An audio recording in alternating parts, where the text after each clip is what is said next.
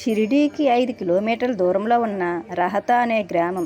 ఆ గ్రామంలో ఉన్న శ్రీ రాజా వీరభద్ర మందిరం మరియు చంద్రబాన్ షేట్ ఇల్లు చూసి తరిద్దాం.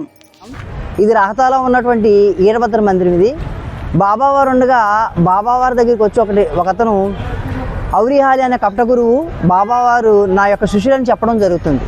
అప్పుడు బాబావారిని ఈ ప్లేస్లోకి తీసుకొచ్చి బాబావారిని చానాళ్ళు ఇక్కడే ఉంచేస్తాడు, ఇదే ప్లేస్లో బాబావారిని. అప్పుడు మహాసభపతి వచ్చి బాబాని తన షిరిడీకి తీసుకెళ్దామని ఎంతగానో ప్రయత్నించినా కానీ బాబా మాత్రము ఈ ఔరిహాలి అనే గురువును ఒప్పుకోడు నన్ను తీసుకెళ్ళడానికని బాబావారు ఎక్కడే ఉండిపోవడం జరుగుతుంది. ఆ తర్వాత ఆ యొక్క కపట గురువే బాబావారిని తీసుకెళ్ళి షిరిడీలోని అప్పచెప్పడం జరుగుతుంది. అటువంటి బాబావారు ఉన్నటువంటి ప్లేస్ని మనం చూడడం జరిగింది. ఇదే ప్లేస్లో బాబావారు ఉండగా చానాళ్ళు ఇక్కడ ఉండడం జరిగింది. అటువంటి ప్లేస్ మనం దర్శించడం జరుగుతుంది. ఇక్కడి నుంచి షిరిడీకి 5 కిలోమీటర్ల వరకు దూరం వస్తుంది. ప్రతి భక్తులు వచ్చి ఈ గ్రామాన్ని దర్శించుకోవడం జరుగుతుంది. అలాగే మీరు కూడా మా ఛానల్ ద్వారా వచ్చి అందరూ దర్శించుకుంటారని కోరుకుంటూ ఈ యొక్క గ్రామాన్ని తీయడం జరుగుతుంది. ఉన్నటువంటి వీరభద్ర మందిర్ ఎదురుగుండా ఉన్నటువంటి రోడ్లోనే చంద్రబాన్ షేట్ అనే బాబావారి భక్తులైనటువంటి వాళ్ళ యొక్క గృహం ఉంటుంది.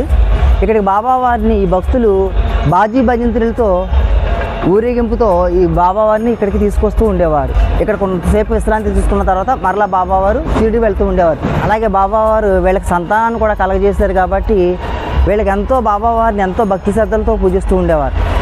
బాబావారి అధ్యాయంలో కూడా ఒక రోజున ఈ యొక్క సేటుని చూడాలని బాబావారి ఈ భక్తుడి కల వస్తే బాబావారు ఇక్కడికి ఒక భక్తుడిని పంపిస్తారు. ఆ భక్తుడు చెప్తే ఈ భక్తుడు ఏమంటాడంటే నాకు కూడా ఈరోజు అదే కల వచ్చిందని చెప్పడం జరుగుతుంది. కాబట్టి అంత విశేషమైనటువంటి చంద్రబాన్ షేట్ యొక్క ఇల్లుని మనం చూడడం జరుగుతుంది. ఓం సాయిరామ్. ఇదే ప్లేస్లో బాబావారు వచ్చి ఇక్కడ కూర్చునేవారు. అలాగే ఇటు వెనక వైపు అయితే వాళ్ళ ఇల్లు ఉంది. ఇది ఇక్కడ వ్యాపారం చేస్తూ ఉండేవారు. ఇది మామిడి వ్యాపారం.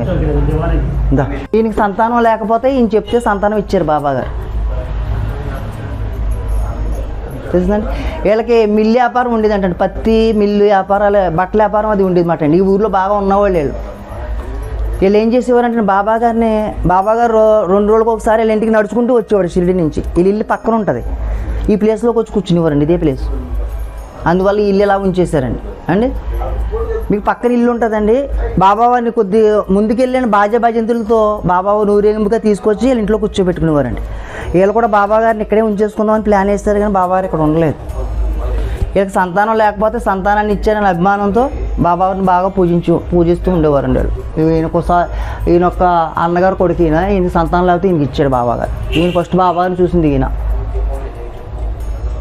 అది వాళ్ళ ఇల్లు అండి. ఇది భగవంతుడు అనే విషయాన్ని అందరికీ తెలియజేయాలనే ఆసక్తితో ఈ యొక్క కార్యక్రమాన్ని మేము ప్రారంభించడం జరిగింది.